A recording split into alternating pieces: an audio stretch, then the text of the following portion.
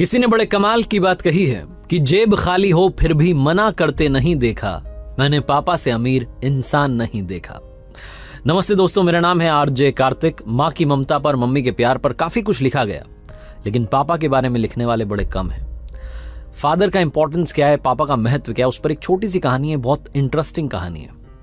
एक लड़का जो इंजीनियरिंग की तैयारी कर रहा था, उसे उसके फादर हमेशा कहा करते थे कि बेटा फोकस करो, पढ़ाई करो, इंजीनियरिंग की तैयारी करो, बड़ा इंजीनियर बनो। लेकिन उस लड़के की सिर्फ एक विश थी, उसे बाइक चाहिए थी। वो अक्सर अपने फादर से कहता था, मेरे दोस्तों के पास में गाड़ी है, गाड़ी से कोचिंग आते हैं, मैं पैदल पैदल जाता हूँ, क्या चल रहा है पापा। बहुत बार वो अपने फादर से डिबेट करता था, बहस करता था। एक दिन उसके फादर ने उसको काफी कुछ सुना दिया, डांट दिया कि तुम्हें पता नहीं है कैसे मैं घर चला रहा हूँ, ये वो। लड़के का दिमाग ठनक गया। वो होता है ना, आजकल यंगस्टर को बड़ी जल्दी गुस्सा आया, तो उसे लगा कि पापा कुछ तो भी बोलते रहते। उसने डिसाइड कर लिया कि वो आज ही ये घर छोड़ करके चला जाएगा, इस फैमिली में रहना नहीं उसको, गलत लोगों के साथ में रहने लग गया। पता नहीं क्या उसके दिमाग में चल रहा था। उसके फादर बाहर गए थे मार्केट, मम्मी भी साथ में गई हुई थी। लड़का अकेला था, उसके दिमाग में सब चल रहा था। उसने डिसाइड किया बाहर चलते हैं, छोड़ देते हैं। तभी उसने देखा कि फादर जो थे वो पर्स ले जाना भूल गए थे। उनका जो पर्स था वो टेबल पर रखा था। उसने कहा बस पैसे भी तो चाहिए, लेकर के चलते हैं, बहुत माल छुपा रखा है। उसने वो पर्स अपनी जेब में रखा और जल्दबाजी में पापा के जूते पहन लिए और जूते पहन के निकल पड़ा। थोड़ा आगे गया तो समझ में आया कि पापा के जूते पहना है। गुस्से गुस्से में था, वो जूते वहीं खोले, नंगे पैर चलने लगा। पैर में कांटा चुभ गया, तब भी चले जा रहा था, बड़बड़ा रहा था, मेरे पापा ऐसे वैसे बेकार आदमी है, ये है वो है। घर पे मुझे एक मेरी विश थी, वो भी कंप्लीट नहीं कर पा रहे। बहुत कुछ सोच रहा था। उसके पैर में से खून बहने लगा, उससे दर्द होने लगा, तो उसने सोचा थोड़ा आराम कर लेते हैं सड़क किनारे। थोड़ा सा रुका तो उसे याद आया कि पर्स भी तो लेकर आया है, पर्स में माल होगा, अस्पताल जाकर के चेक करा लेते हैं हॉस्पिटल में, और पैर ठीक कराते हैं, उसके बाद में जो पैसा है इसको उड़ाते हैं। वो ये सब सोच रहा था।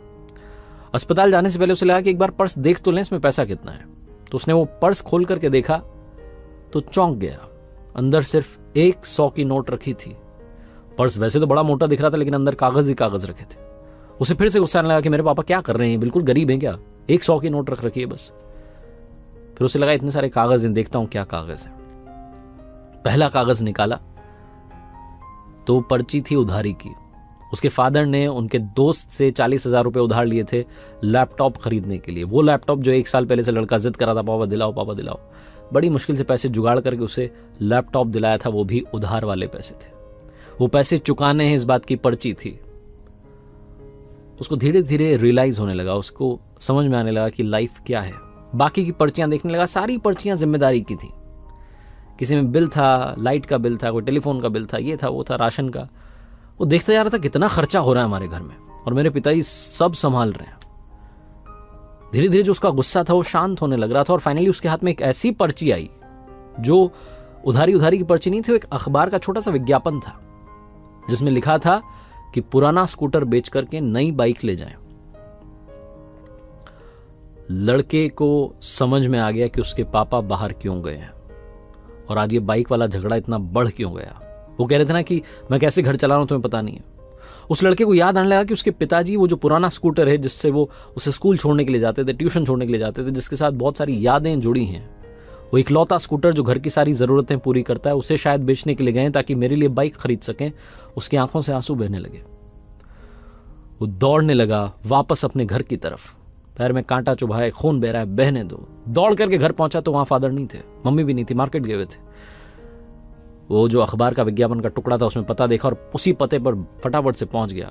देखा तो पापा वहां पर बात कर रहे थे, स्कूटर बेचने की तैयारी चल रही थी। उसने पिताजी के पैरों में गिर करके माफी मांग ली कि पापा नहीं, स्कूटर मत बेचिए, मैं एक दिन इंजीनियर बनूंगा, कमाल का बनूंगा, और बहुत सारा पैसा कमाऊंगा।